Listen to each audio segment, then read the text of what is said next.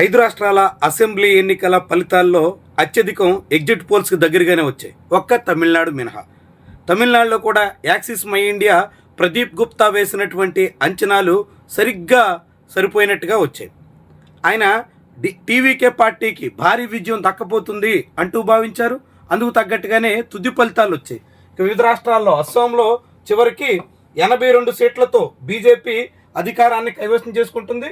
కేవలం 19 స్థానాలతో కాంగ్రెస్ పరిమితం కాబోతుంది.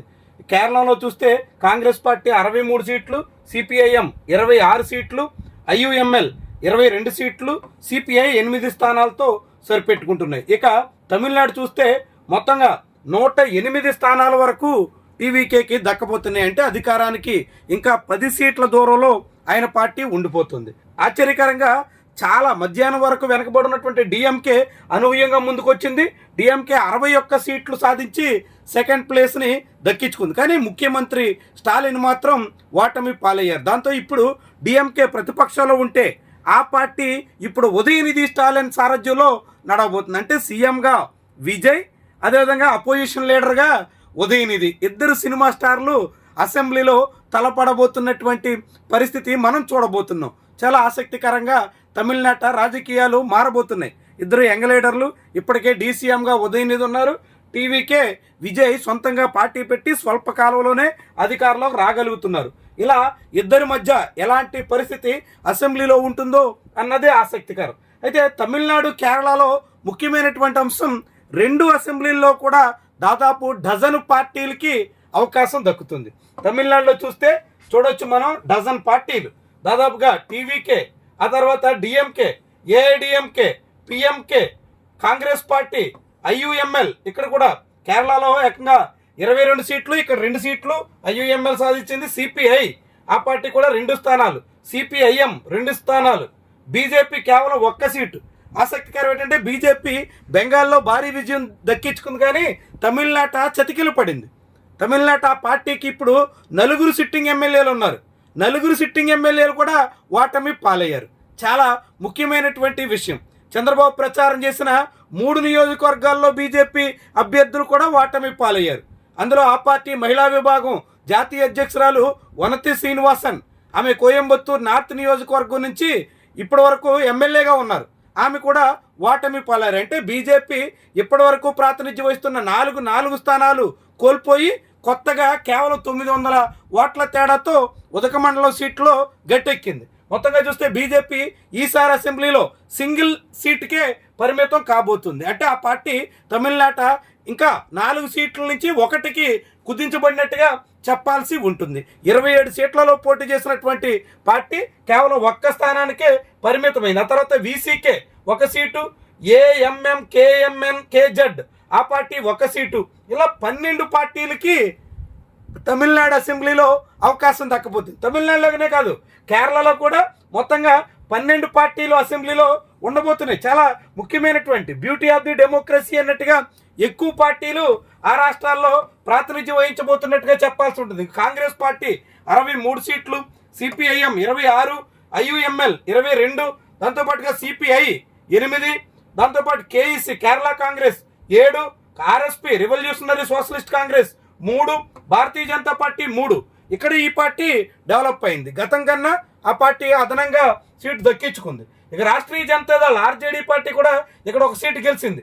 ఆర్ఎంపిఓఐ ఆ పార్టీకి 1 సీటు, అదేవిధంగా కేరళ కాంగ్రెస్ జాకబ్ కేఈసీజే 1 సీటు, దాంతోపాటుగా సిఎంపికేఎస్సి ఇదొక సీటు, దాంతోపాటుగా ఐఎన్డి 3 సీట్లు. ఇలా మొత్తంగా ఈ పార్టీ తరపున అనేక రకాలుగా 12 పార్టీలకి ఇక్కడ ఇండిపెండెంట్లకి 3 స్థానాలు ఇక్కడ దక్కుతుండడంతో మొత్తంగా 12 పార్టీలకి అవకాశం ఇక్కడ వస్తున్నట్టుగా చెప్పాల్సి ఉంటుంది. ఇలా వివిధ పార్టీలకి అటు కేరళ ఇటు తమిళనాడులో అత్యధిక పార్టీలకి అవకాశం వచ్చినట్టుగా చెప్పాల్సి ఉంటుంది. డజన్ పార్టీలు అసెంబ్లీలో ప్రాతినిధ్యం అంటే చూడండి ఎట్లా ఉంటుందో. పైగా 140 సీట్లు ఉన్నటువంటి పార్టీ, 234 సీట్లు ఉన్నటువంటి అసెంబ్లీ, ఇలాంటి రాష్ట్రాల్లో కూడా ఇన్నేసి పార్టీలు. ఇక పుదుచ్చేరిలో కూడా ఇక్కడ మొత్తం ఉన్న అసెంబ్లీ స్థానాలు 30, కానీ ఇక్కడ కూడా దాదాపు 6 డజన్ పార్టీలకు అవకాశం వచ్చింది. ANRC, NR Congress, DMK, BJP, TVK, INC, Congress party, దాంతోపాటు ఎల్జీకే, ఏడీఎంకే, ఎన్వైఎంకే, అబ్బో ఇక్కడ కూడా ఇండిపెండెంట్లతో కలిపి 8 రకాల పార్టీలకు 8 రకాల సింబల్ మీద పోటీ చేసినటువంటి అభ్యర్థుల్ని గెలిపించినట్టుగా కనిపిస్తుంది. 30 అసెంబ్లీ నియోజకవర్గాలు ఉన్న పుదుచ్చేరిలో 8 పార్టీలు ప్రాతినిధ్యం వహిస్తున్నాయి. ఇక బెంగాల్లో అత్యధిక స్థానాలు 294 సీట్లకు ఎన్నికలు జరిగితే ఇక్కడ బీజేపీ డబుల్ సెంచరీ దాటేసింది. దాదాపుగా 204 స్థానాల్లో ఆ పార్టీ ఆధిక్యతలో కనిపిస్తుంది. ఇక్కడ కూడా సుమారుగా 6 పార్టీలకి BJP, Trinamool Congress, AJUP, CPIM, AISF ఇలా 6 పార్టీలకి ఇక్కడ అవకాశం కనిపిస్తుంది. మొత్తంగా ఎన్నికల ఫలితాలు అయితే తుది దశకు వచ్చాయి. ఈ ఎన్నికల్లో ఆశ్చర్యకరంగా తమిళనాడు సీఎం ఓటమి పాలు కావడం, బెంగాల్ సీఎం చాలా గట్టి పోటీని ఎదుర్కోవలసి రావడం, ఇలా మొత్తంగా ఊహించినట్టుగా బీజేపీ అస్సాంలో గెలవడమే కాకుండా బెంగాల్లో భారీ విజయాన్ని అయితే దక్కించుకోగలిగింది. కానీ తమిళనాడులో తన బలాన్ని కోల్పోవడం, కేరళలో ఆశించినట్టుగా ఊహించినట్టుగా భారీ ఓట్లు సీట్లు దక్కించుకోలేకపోవడం, దాంతో సౌత్లో బీజేపీకి అడ్డుకట్ట పడుతుంది అని చెప్పాల్సి ఉంటుంది. ఎందుకంటే సౌత్లో తమిళనాడులో ఆ పార్టీ 25% సీట్లకే గతంలో సాధించిన దాంట్లో పరిమితం అయిపోయింది. కేరళలో ఆశించిన విజయాలు దక్కలేదు. పుదుచ్చేరిలో కూడా మిత్రపక్షం అధికారంలోకి వచ్చిందన్న మాటే కానీ అక్కడ కూడా ఆశించిన ఫలితాలు బీజేపీకి రాలేదు. దాంతో మొత్తంగా సౌత్లో బీజేపీకి ఆశించిన విజయాలు అయితే రాలేదు. తూర్పు ప్రాంతాన్ని మొత్తం బీజేపీ అయితే తన పరిధిలోకి తెచ్చుకోగలిగింది. మొత్తం ఈస్ట్ ఇప్పటికే ఒడిశా బీజేపీ చేతిలో ఉంది. ఒక జార్ఖండ్ మాత్రమే ఇప్పటికి ఇంకా బీజేపీకి చిక్కలేదు. ప్రస్తుతం అక్కడ బీజేపీ యాత్రపక్షం పాలిస్తోంది. అటు 7 సిస్టర్తో పాటు ఇప్పుడు బెంగాల్ కూడా బీజేపీ పరం కావడంతో మొత్తం ఆ ఏరియా అంతా దాదాపుగా బీజేపీ బాగా వేయగలిగిందని చెప్పొచ్చు. ఇది ఇప్పటి వరకు ఎన్నికల రిజల్ట్స్ సంబంధించి ఉన్నటువంటి హైలైట్స్ అంశాలు, చాలా ముఖ్యమైనటువంటి అంశాలు. ఇందులో ఇంకా మరికొన్ని ఉన్నాయి. తిరువనంతపురం లాంటి చోట్ల ఆసక్తికరంగా అక్కడ మొన్నే మేయర్ పీఠాన్ని బీజేపీ కైవసం చేసుకుంది. కానీ ఇప్పుడు అసెంబ్లీ ఎన్నికల్లో బీజేపీని తిరువనంతపురం ఓటర్లు ఓడించారు.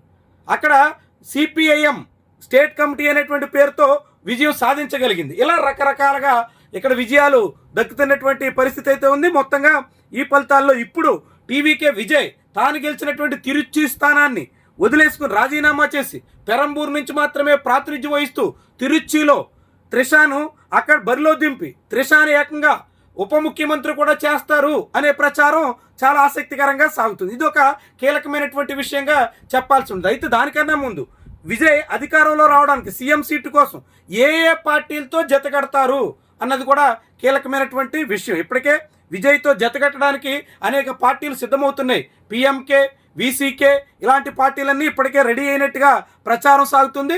ఆ పార్టీలన్నింటినీ కలుపుకుని తనకి 10 లేదంటే 8 సీట్లు తక్కువ వచ్చే అవకాశం ఉంది. కాబట్టి వాటన్నిటినీ సరి చేసుకునేటువంటి ప్రయత్నం చేస్తారనేటువంటి వాదన అయితే ఉంది. మొత్తంగా ఇప్పుడు కేరళలో విజయాన్ని అయితే ఓడిపోయారు.